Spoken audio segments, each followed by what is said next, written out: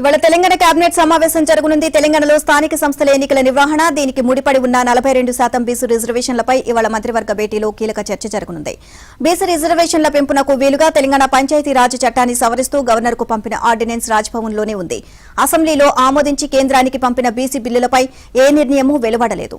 మరోవైపు రిజర్వేషన్ల ఖరారుపై హైకోర్టు ఇచ్చిన గడువు పూర్తయింది. ఏడాదిన్నరకు పైగా స్థానిక ఎన్నికలు జరగక కేంద్రం నుంచి రావాల్సిన నిధులు ఆగిపోయాయి.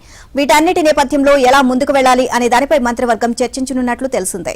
రిజర్వేషన్ల విషయంలో జాప్యం జరుగుతూ ఉండడంతో ఎన్నికల నిర్వహణకు సంబంధించి కీలక నిర్ణయం ఏదైనా తీసుకునే అవకాశం ఉంది అనే అంచనాలు వ్యక్తమవుతున్నాయి. ఇక కుల గణనపై అధ్యయనం కోసం రాష్ట్ర ప్రభుత్వం ఏర్పాటు చేసిన స్వతంత్ర నిపుణుల కమిటీ ఇటీవల ప్రభుత్వానికి నివేదిక అందించింది. దీనిపై మంత్రివర్గ భేటీలో చర్చించి నివేదికలోని వివరాలను వెల్లడించే అవకాశం ఉంది అని తెలిసిందే. ఈ అధ్యయనంలో వెల్లడైన వివరాలు కులాల వారీగా వచ్చిన ర్యాంకులను బట్టి ఏ చర్యలు తీసుకోవాలి అనే దానిపై ఒక నిర్ణయానికి వచ్చే అవకాశం ఉన్నట్లు సమాచారం. పలు ప్రభుత్వ శాఖల్లో కొన్ని పోస్టులకు మంత్రివర్గం ఆమోదం తెలిపే అవకాశం ఉంది అని తెలిసింది.